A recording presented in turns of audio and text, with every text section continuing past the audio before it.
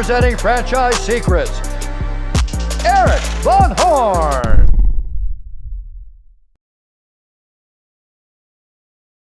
Hey listeners, if you're not in the Franchise Secrets Facebook group, what are you waiting for?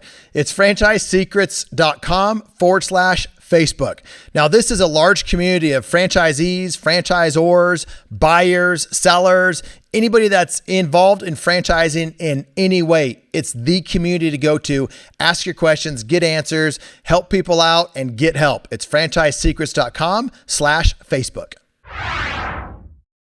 Welcome to the Franchise Secrets Podcast with your host, Eric Van Horn, here today with Brandon Cerrito. Did I say that right, Brandon? You got it. Yes, and Eric spells his name wrong with a C, Anderson.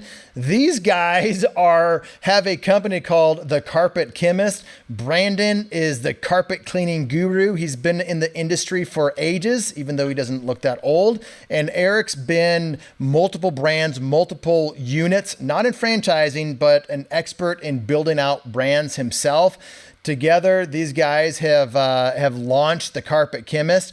This is going to be a really fun show. I hear from so many brands. Every week I hear from new brands or brands that have almost got their FDD and they're like, Eric, what do I do now? I need franchisees. I take one out of probably 50 calls with the people that I get because I can't help everybody.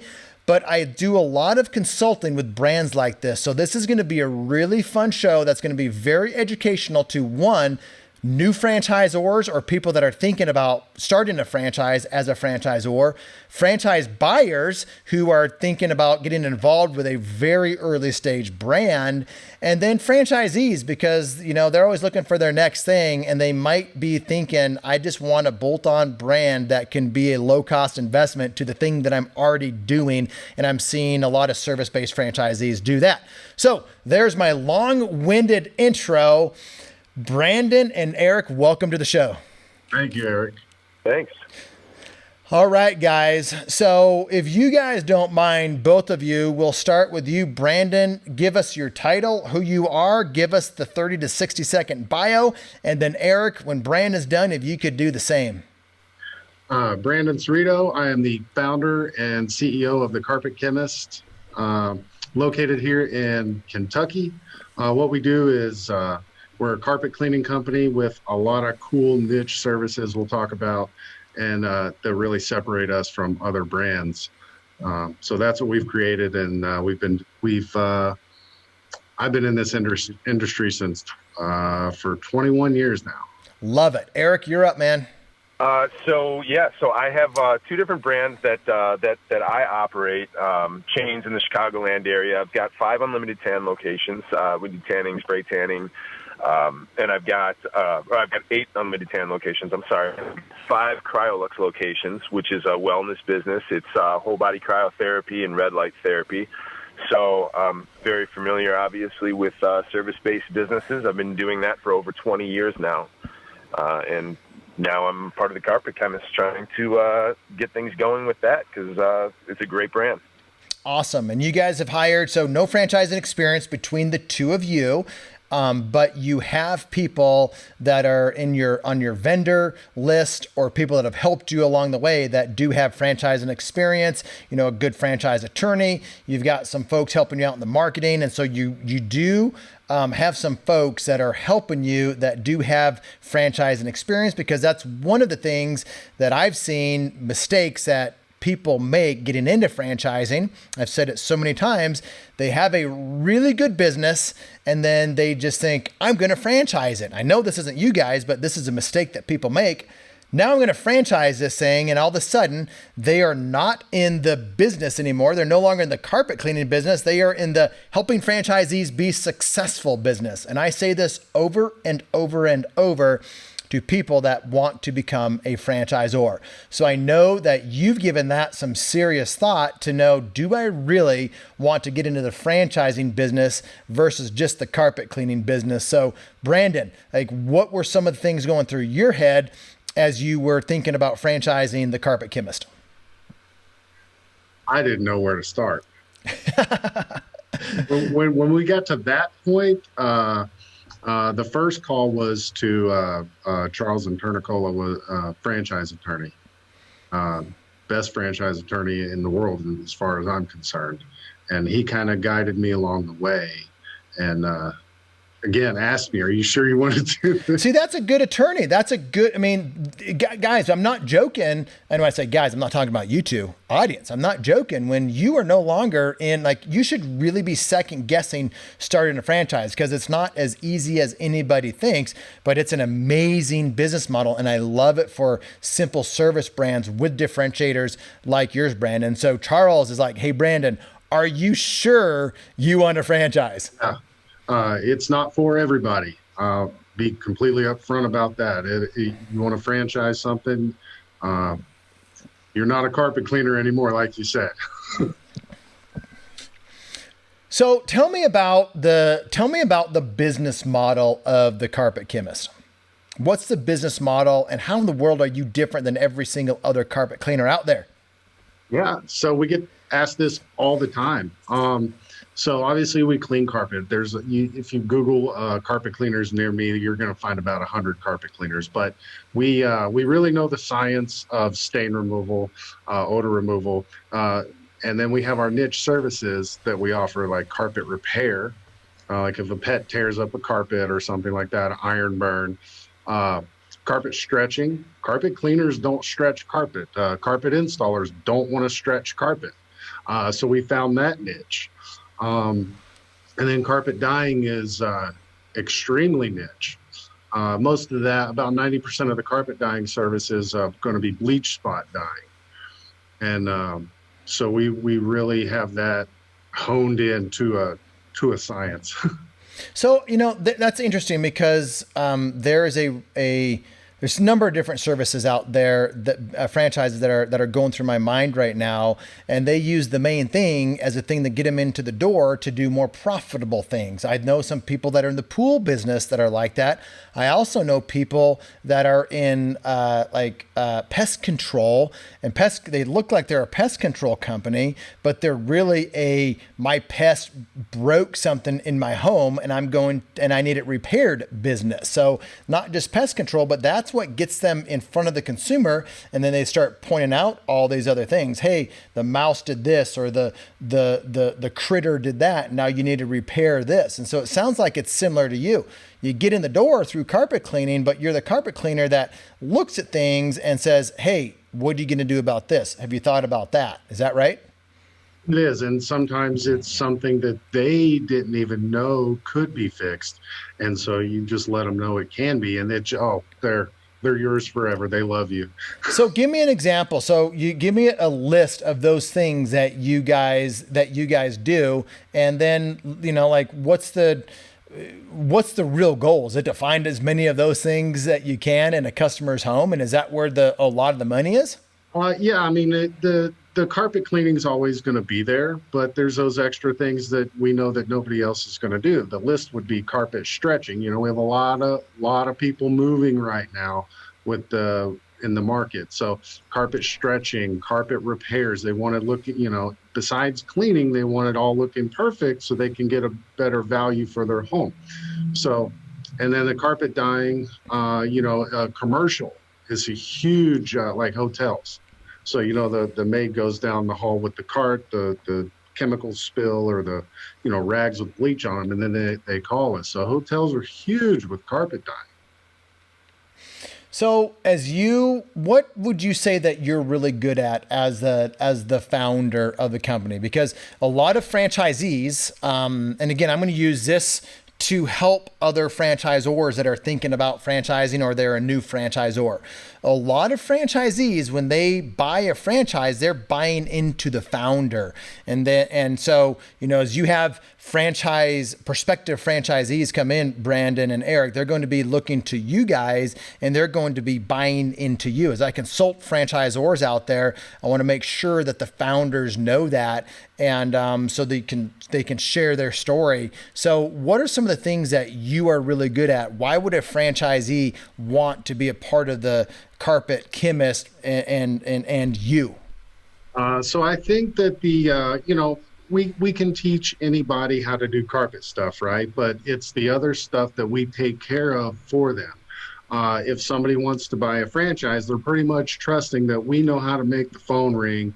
We we have all of our systems in place that make it run smoothly, because if it's their first franchise, or maybe they're investing their life savings or something, maybe they're not a marketing guru.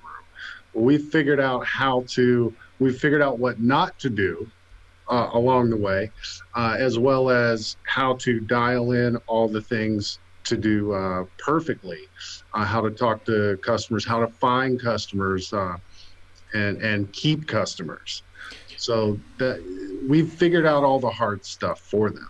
That's what a lot of people eventually, buy a franchise, is because you don't have to make the mistakes. You're paying for the mistakes that somebody else has made. So I hear you saying you're going to, shortcut the learning process. So what are some of the things that I like the business model, but why are there things that you guys do differently besides like doing those extra things? Because I like those extra things, but are there certain things that you guys do differently than the good carpet cleaners out there? Yeah, I think, for us, it's all about relationships. We listen to what the customers have to say. Mm-hmm. And so, it's all about relationships for us. We've estimated that the average value of a lifetime client is $34,800. So putting an emphasis on the relationship is extremely important, rather than just sending a body to go do a job and leaving. We really emphasize that a lot. So you guys have your FDD, and this is so many brands. This is where they are. They've got their FDD, because I'm talking to these brands. They got their FDD. Now they need their first franchisee. What is your strategy up to this point? Now, guys, I'll give you some help, and I'll give you some advice along the way as we go through this next part of the discussion, because I think it will help more brands out there as they are wanting to get franchisees, because you need franchisees, or else you're really not a franchise system if you don't have franchisees. So at this point, what is your strategy to attract and to sell franchisees? So basically, where it's starting off is Brandon, over the course of the years, has gotten a lot of people that have reached out to him personally and asked him if he does franchising. So I think organically is obviously where it's going to start. Following up with those people that were already fans of the brand, getting them on board. And then we're going to move out from there. We're going to move out to other markets around Brandon's area. So he's in Louisville, and, Lexington, Southern Indiana, Ohio, Chicago, St. Louis, some of those neighboring areas. We'll provide all the training for everyone in Louisville, so it'll be nice and easy for everyone to get there. We'll have tons of support right in the area, and then just branch out from there. So ideally, it's to start close and then spread out from there. One of the things that I take franchisors through initially to make sure that they understand it, and a lot don't. A lot don't really have this clearly defined avatar or persona of the franchisee that they want. And I was just on the phone, or just did a podcast with somebody else, and we kind of went through some of the same stuff. But and it's okay if you guys don't know this, because most new franchisors don't, but do you have in mind like the ideal franchisee, the ideal franchise candidate, the ideal franchise avatar? I thought that maybe somebody coming out of the military, maybe they didn't go to college, or maybe they did, or a military-minded kid, or adult. Would be a perk. They've got a good work ethic. They've got, good character, all that kind of stuff. I think that would be a good fit. So with that, let's just use this as just kind of a little training exercise. So if military or former military is a good fit for the brand, if I was advising you, I would, do you have military background, or does Eric have military background? Does anybody in your team? If you do, that's really good. Is it necessary? No, but you can start to create that avatar of, someone that just left the military. They're between, 25 and 35 years old. And, you can just go ahead and kind of create that. They have, $50,000 of savings or $100,000 of savings. And this is how they get started. They got great work ethic. They're ready to follow military. They're good at following the system. So you just have to show them the plan. And they also, here's another thing about military. And when it comes to them as an avatar, they want to belong. They want to do something, because they come from the military where there is that sense of camaraderie. So they want to belong. So I would create that within your brand from day one. Like, we've got a coaching group, we've got this. So there's camaraderie, there's community. So I would definitely do that if military was your ideal avatar. The other thing with military that I like is you can go and target them kind of specifically. You can go to military podcasts. There's podcasts out there that are focused on military. So now, instead of just doing franchise type podcasts, because that's not where you get really good franchise leads, you get franchise leads, franchisors, about having a clearly defined avatar and going out on podcasts that identify that avatar. One of the avatars that I've helped another brand with is real estate investment. If they have a real estate investment as the ideal avatar, there's places to go target them. When I say target them, you start talking to them about your franchise opportunity, and they hear it through conversation, and they think like, oh, that's me. They start hearing those trigger words and like, that's me. So as I coach people and they go out to these different podcasts and deliver, their message, the ideal avatar raises their hand and says, I want more of that. So I like real estate investors too. Even for you guys, that might be an interesting thing, not from an owner operator standpoint, but maybe it's a father-son type deal. The father is a real estate investor and the son is graduating college and they need their first business. So now you can have an ideal avatar of real estate investors, and it's the father-son.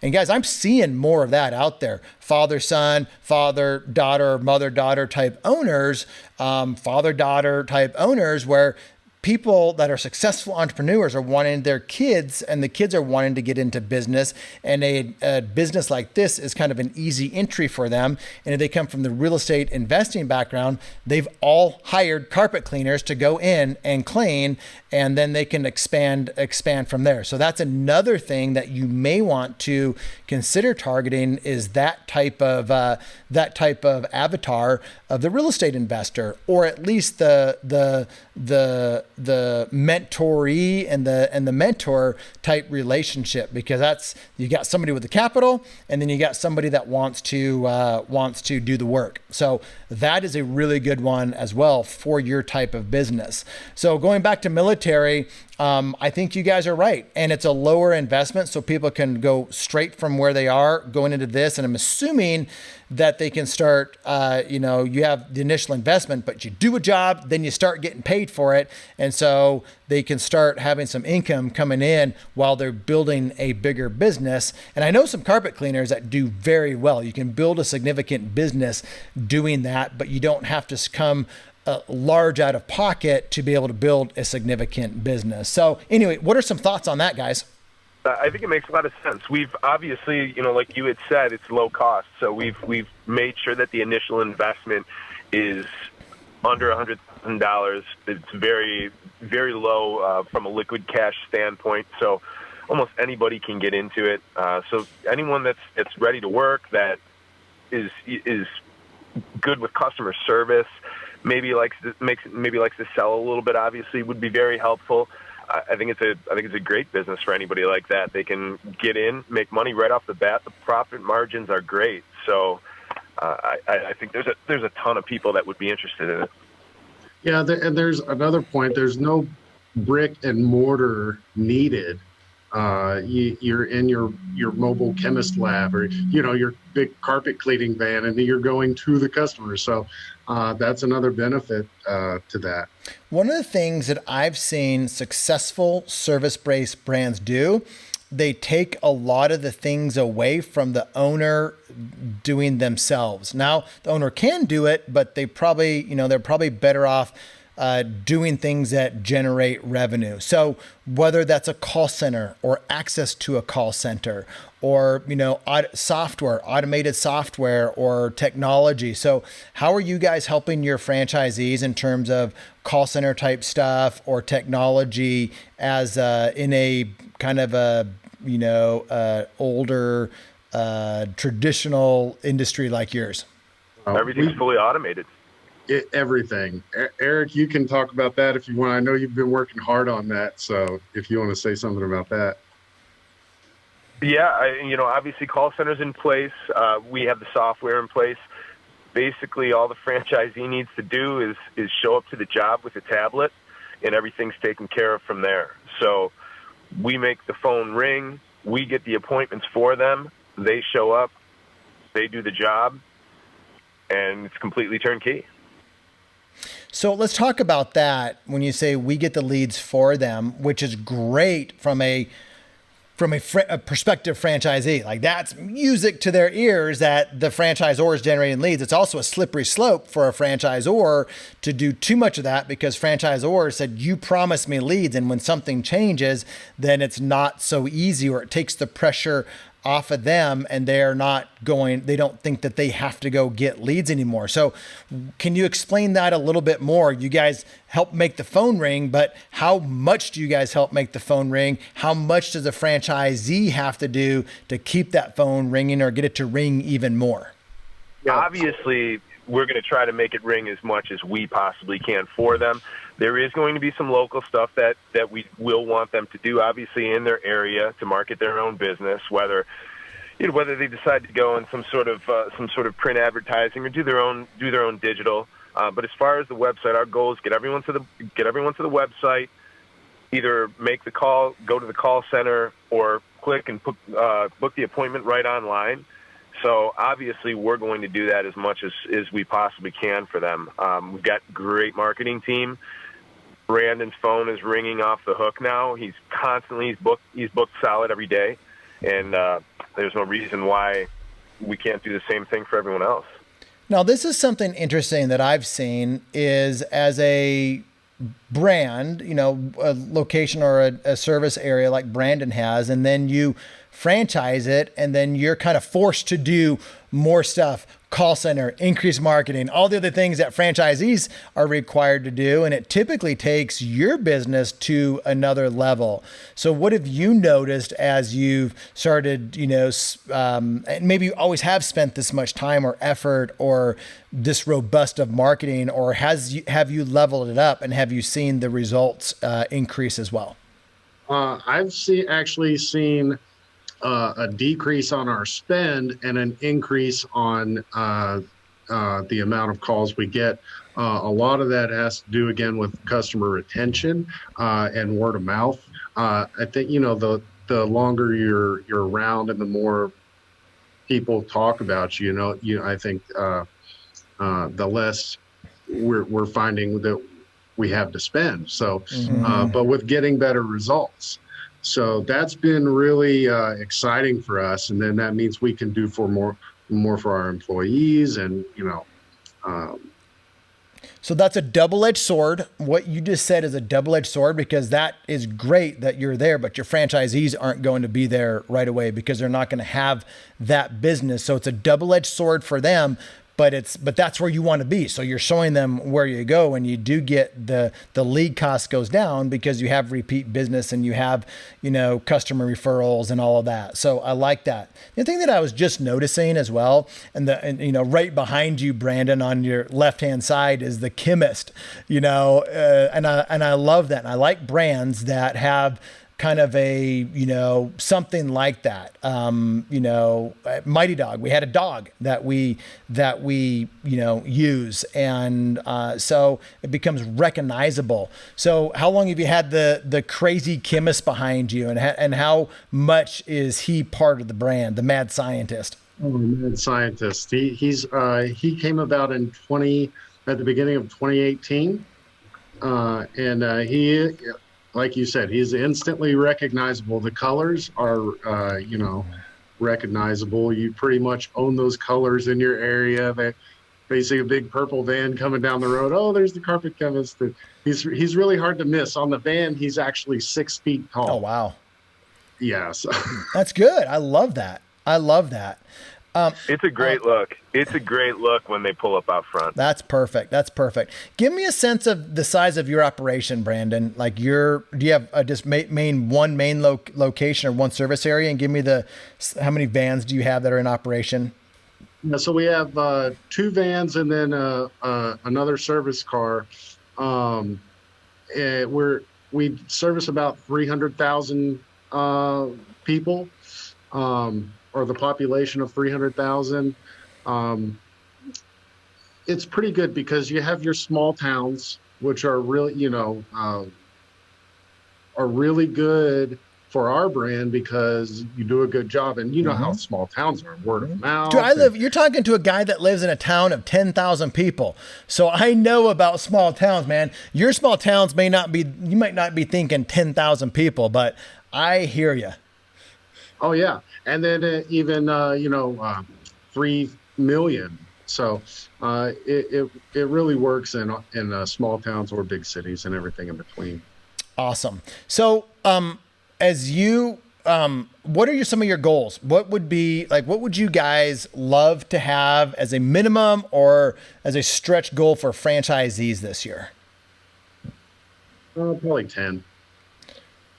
I like that number. I like it for a number. Yeah. I'd love to see 10 by the end of the year. Yeah, definitely. Yeah, I think that's a good number, guys. I've had mentors when I was getting under the franchisor side. They said 10 friends, family, new franchisees that are, not friends and family. They're just new. But that's a very good manageable goal for a new franchisor because you need enough to be able to learn from. You need enough sample size to be able to get them up and going, support them, because you'll adjust things along the way. But if you had 20 or 30 or 50 of them, it's really hard to adjust. And then being a new brand like you are without franchising experience, you're on a steep learning curve yourself. I like it because some of the great emerging brands out there, this is their baby. Like, this is your baby. You need these guys to be successful for you guys to be successful. So, I like that number. It's an aggressive number for a new brand, but at the same time, it's a very achievable number if you're doing things the right way. So I'd encourage you to just kind of have a few different avatars and really go after them. Like I said, because the more it's hard. It's really hard because you narrow down a specific avatar and then you feel like you'll take anybody that has work ethic and drive and money and motivation, but they'll come. But if you have that specific avatar, people will hear that. And as you're talking to different people in podcasts and just messaging out there on LinkedIn and on your social posts, people will identify with that. So anyway, 10. How's your sales process? Because a lot of brands that are, brand new to franchising don't have any type of sales process and they might be really good at sales themselves or selling themselves or marketing themselves, but they've never done it in franchising. And I was on the phone the other day consulting with a new franchisor. And I said, who have you learned from? He's like, Eric, I've taken courses. I've spent, I think it said 10 grand learning from different people and all this stuff. I said, well, tell me your process. And I said, holy cow, you have a process that's designed to reward tire kickers, people that will never buy anything from you and should never be a franchisee, and your process repels buyers. Buyers will hate your process. And then I asked him some more questions and I said, and you have no confidence in your process to close a buyer that should be a buyer at the end of everything. So he was going to spin his wheels for the next 2 years, not making any money and probably frustrate himself and shutting down the brand because he was doing everything wrong. And he thought he was doing so many things right. So my point is, it's really common for brands that are new to franchising that don't have someone that's very experienced in the franchise development, franchise sales aspect of things, really helping them along. So in terms of your franchise sales, franchise development process, where are you guys in that whole process right now? We have Jason Markowitz. He's on our team. He's been a franchisee with different brands for years. He's a franchisor himself. He's actually a franchise broker as well. So he's in charge of the sales process. We figured you got to get somebody on the team that knows what they're doing. So he's the one that's going to handle all that. And then obviously Brandon and I will pick it up down the road once he gets the leads and qualifies the people and make sure it's the right fit for us. Perfect. One of the things that I've seen bottleneck franchise development folks like him, and it doesn't matter how good you are, it still is a bottleneck, is once you get to the closing process, meaning whatever that closing process is, typically it's a discovery day, virtual or in person. In person's always better, but things have changed through COVID. But you get to that point in the process, and if that original person is responsible for closing them and talking to the first call, the first person that is interested in their brand, it gets to be a real juggling act for them if you're dealing with any type of lead volume at all. So there might be a point in that process where it comes off of his plate and it goes onto one of your plates, because this is where a lot of brands miss it. At that discovery day process, at that point, there's a line in the sand. It's decision time. And this is where a lot of early young brands or existing brands they're not doing really well in franchise development, they're not hitting the measurements that they should be hitting. They don't have a clearly defined closing process, and typically they don't have, and that closing process really starts on the first call. So if it's not set up properly from the first call all the way, 6 weeks later, 8 weeks later to the closing process, then you try to close them, because if there's a decision point, and good franchisees make decisions at that point, tire kickers will never make a decision, or they end up buying because someone sold them, and then they become a horrible franchisee because they're going to continue to have lack of decision-making skills as they are a franchisee. So I encourage you guys to look at having a clearly defined closing process. Franchise prospect comes in to that closing process. This is called a discovery day. They go through that. Expectation is at the end of that, there's really nothing else that you need from us to see if you want to join us. And we're going to be really clear with you if we want you part of our team. And we are both going to let each other know a couple days after that closing event that I want you on our team. And you as a prospect are going to say, I either want to join your team, I want to be part of Carpet Chemist, or no, I don't. It's not the right opportunity. But that needs to happen. And that's where a lot of brands don't have they're not confident in their process up to that point to be able to have the candidate tell them that. But that's absolutely critical. And then you wrap things up within, days or a week after that with just some loose ends. And now you have your first franchisee. Now that's very easy to say, very hard to do. There's so many little questions and things that come up along in the process, but to set your sales guy up for success, like if you could control that last part of that process, Brandon or Eric, and let that be known to the candidate beforehand, that will allow him, if he has any type of lead volume, to continue to get people to that discovery day or that closing event. So does that make sense? Absolutely. It makes a lot of sense.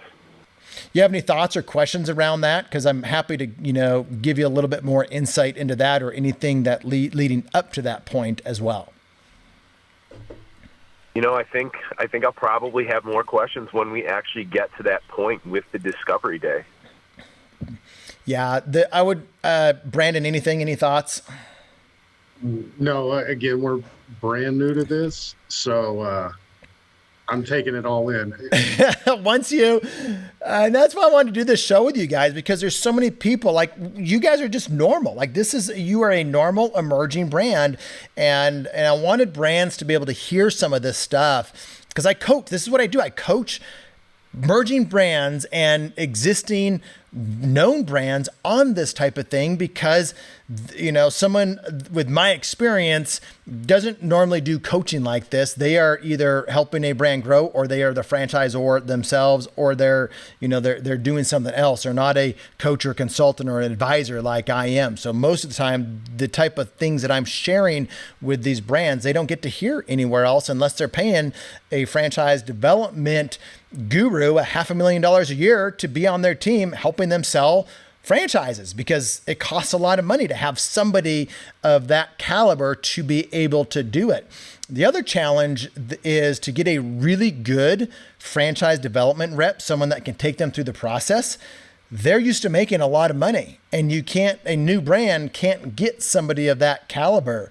So, because they're not selling enough franchises early on. So it's so hard, guys, to go from where you guys are now to 100 franchisees where you can just really start scaling, where you can have that. So it sounds like you have someone on the inside that is, has experience and is going to be helping you along the way. And he's got different incentives himself. So kudos to you guys for getting somebody like that with franchisee experience to help you along the way. And that will help. Candidates learn or be more open to learn because of his experience as a franchisee. So I think you guys made a good hire there to have that person on your team. But yeah, man, there's so many mistakes that are made during the development process. So any other questions that you would have for me along the franchise development process in any area in there, or if not, I've got some other directions I want to go. So if you have any questions, go ahead and ask them. I don't think I have any right now. Brandon, how about you? Not at this time.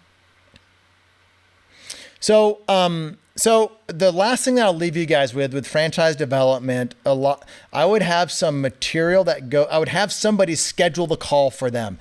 Your main guy doesn't need to be scheduling the calls for his calendar. Even if he has time, which he probably doesn't, have a call scheduler put it on their calendar.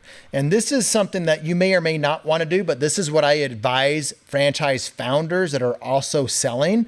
Have somebody put them on your calendar, have a 15 to 20 minute intro video / webinar / VSL, which is a sales letter, like a virtual sales letter, video sales letter, that they listen to.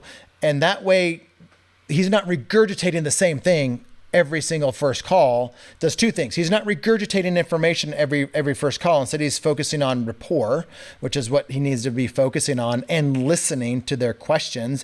And it does something else as well. It lets him know if they are following the buyer's process. So many franchisors deal with candidates that are not showing buying behavior. Buyers do what they say they're going to do. If the call person gets on the phone and they say, I'm going to set you up on a call with the franchise development rep on Wednesday, we're going to send you this thing on Tuesday so you can listen to that. Make sure you listen to that before you get on the phone call with him. Gets on the phone call with him. First question is, did you have a chance to listen to it? If it's no, that's one strike against them. They didn't do what they were supposed to do. You don't kill them, as at 86 as a result of that, but it shows you that they are not doing buying behaviors. If it was me, it would be mandatory that they listen to that. I wouldn't say it's mandatory, but I would say, you need to listen. Eric wants you to listen to this beforehand. I would still have the call. I wouldn't have a call with them if they didn't listen to it. The call scheduler would call. If your guy gets busy, the call scheduler follows up and says, were you able to listen to the thing that we sent you? If they say no, great, we will reschedule you for next week. That if it was me selling, that's what I would do. You guys, you want them on the calendar, so you're not going to do that right away. You're just going to make a mental note, like they didn't do what they said they were going to do, but you've got to set the tone. I'm going to have homework, and this is really important. You give them homework to do throughout the sales process, because now they can, it takes time away from the sales guy saying the same thing every week, but it also just allows you to have them do homework and actually do something. And if they don't do it, man, they're going to be the type of franchisee that doesn't do what they say they're going to do. So in my mind, as I help franchisors, I'm always looking for the buyer. The goal is to have buyers move through the process and tire kickers fall out through the process. The franchise development educational process is designed for buyers to move forward and tire kickers to fall out. So, well, we've talked a lot about franchise development. And again, I wanted to help a bunch of emerging brands with some of this type of stuff. And there's all kinds of tips and tricks along the way to implement some of this stuff. One quick thing like that is Brandon, and there's some other people that I would suggest on the team to do this as well, but have a CEO call once a month. And that way you're not on the call with all of these people, even if it's just one person on there, you have that. So then it gets recorded and then they can listen to it. There's some legal things that you have to be aware of in terms of, keep the same recordings up all the time so they can go back. But I would definitely get in the habit of doing that. That way you're not just doing one-on-one calls. I would save the one-on-one calls for CEOs before Discovery Day so the CEO can set the tone for Discovery Day and the closing for Discovery Day. So I promise I'm going to stop on franchise development right now. This is great. That was a lot of great information. Good. Well, hopefully it's helpful to you and hopefully it's helpful to anybody else out there. And I love making the franchise development process just so much more efficient for founders out there so they can just attract more of the right people and it just saves everybody a ton of time. So your goal is 10 new franchisees this year. When a franchisee comes on board, immediately, what does the training look like? What do you envision that training to look like for them? Because this is where the rubber meets the road. It's a lot of fun to get them in, and all of a sudden they pay you the money, and Brandon, they're looking at you like, Brandon, now we're going to make money together. How are you going to help me? And it starts with training. Yeah, so we have a 10-day training. It's laid out day by day, hour by hour, minute by minute. They're going to learn a ton of stuff again with the homework. They're going to have homework. And I want them to hit the ground running. I don't want there to be, a 3-month gap from their training and then they go out and do some work. Yeah. So the whole thing's set up to kind of like a boot camp, really. Learn all the stuff, right. Go out in your brand new van and get to work and start making money. And I think it couldn't be a better thing we create. I like it. So 10 days straight virtual. Is it in coming to Louisville? How do you say that? People need to make sure they say Louisville the right way. So tell them how to say Louisville, and then is it all there? If you're from here, it's Louisville. Louisville. We just know that you're not from there if you say Louisville. Right. But absolutely. They'll come here at our facility. We've got a 5,000 square foot facility, and they'll even do a lot of their training out in the field on their brand new van, fully equipped, fully wrapped. When they get here, they're going to use it out in the field in customers' homes. It's going to be phenomenal. I like it. That's a lot of training. Is it? And so you, where did you get the idea to do 10 days of training? Well, I broke it down to how long it took me to learn how to do something and with hands-on training, not just sitting there watching somebody do something. And so if we break it down and show them how to repair this kind of carpet and this kind of carpet, and they do, 5 of those and then 5 of these and 5 of those, they should be able to, by the end of the day, I want them to have 50, let's say, carpet repairs done. And so by the end of that, they're ready. They know what they're doing. So what might be interesting for you guys too is to have some of your own in-house testing and certifications. That way, you can say, I'm a level 1 carpet, dye fixer or stretcher or repair or something like that. And then eventually you can have some of the level 3 guys go out and train some of the level 1 guys to get to level 3. That way you're utilizing your own team. The other thing that you may want to consider is having as much pre-training as you can before they get to hands-on training, because it will make a lot more sense when they're hands-on. And I like the fact that you guys are wanting to provide so much training, because a lot of franchisors skip on that part of it. The other thing that you might want to consider too is having some, like, in addition to pre-training and on-site training, is hands-on training on site. So you go out there in their local market and spend 2 days with them there after they've done the pre-training, after they've done some of the other stuff. And now you get to see, and it's more of a watching versus a training. And then you can provide some tips along the way too. I think that'll do 2 things. I think franchisees really appreciate that. It'll give them a lot more confidence when they're out there, and it'll just give them a lot more confidence in the sales process as well. If you kind of split it up that way, and then they know, I get out to my local market and these guys are coming out. They're spending a day or 2 days or 3 days with me. And some of it is marketing and dealing with customer service and all kinds of other stuff. So that might be something to add to your already, it sounds like, really robust training. Yeah, I like the pre-training. That's a great idea, actually. I like that a lot.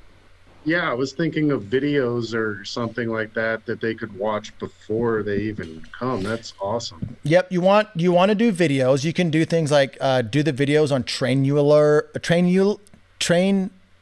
something. Kajabi. There's a lot of different places out there that you can. Fran Connect has some of the things where you can put there in there and then upload training videos, and then Trainual is what I was thinking. And then you can upload videos to that. And then you have a quick 3-question quiz after that.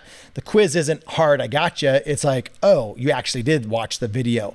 And so not only will that help the franchisee, but then as they get techs underneath them, they go through the training. So I would absolutely do that. Worst case scenario, Brandon, do have a professional film. When I say professional, that's probably probably too strong. Have somebody record a video with an iPhone, all of the training that you do, and then they could take that, upload it to the software, and then you have your training. So that's probably the easiest way to do that. And I'm always thinking of what's the easiest way to get things done. So what I would also do with that is go to the local university. I know you have university there. Go to the film department, ask them if you could get an intern there for 2 days, and they'll come out and they'll do all that for you. And then have it all, pay someone to cut it up. And now you have a lot of training videos. So that's probably a pretty easy way to get it done. No, I'm writing all this down. You're writing it down. Well, good. I mean, I'm hoping that this, I knew this would be a fun conversation with you guys, because this isn't the normal podcast, because I knew it'd be able to, again, I'm talking to so many franchisors, consulting them, helping them, coaching them, advising them. And, I just wanted to give some of the little nuggets, like the low hanging fruit, to the listeners out there, so they could get some of these learnings as well. So I'll be using this episode. I'll be sending this out to, franchisors that want to work with me. I'll send this to them first. And like, are you sure you want to work with me? Go listen to this first, and they'll get some little bits and nuggets of wisdom and experience of 20 years of doing this stuff. But I'm doing it for the same reason I told you guys to record videos for your prospects, candidates, people that are thinking about buying a franchise, is because I'll send that to people that are thinking about working with me. And if they like what I say, they can see that I can offer them some help. Then they've listened to it and now they're ready to work with me. So it's just, I love to work with people that are ready to implement. I love to work with people that are ready to do stuff. And it's the same thing for you. You guys want to work with and bring on the right franchise buyers that are action takers. They're at the point where they are ready to get in there, get their hands dirty, and build a business. So always remember that as you'll get tempted. I know you'll get tempted, because every franchisor gets tempted, even if they say they're not. They tell me later on they were, to bring on some wrong franchisees, because they were the first franchisees that were ready to write a check, but they knew that they weren't really the right ones.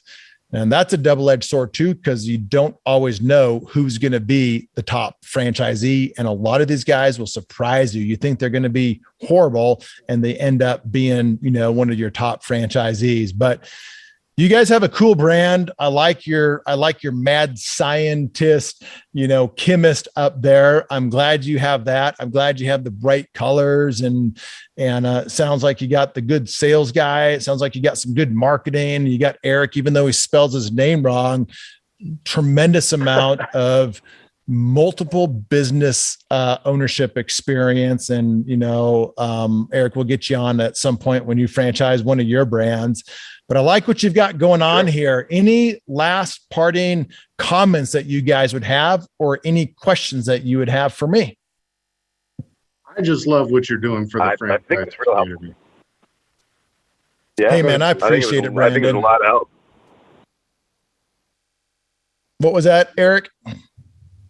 I said I think it was a lot of help, actually. There was a lot of good information to help us along the way here. Awesome. Well, I'm excited to see what you guys do. Please stay in touch, and we'll catch you another time. Thanks. All right, great. Thanks for having us on.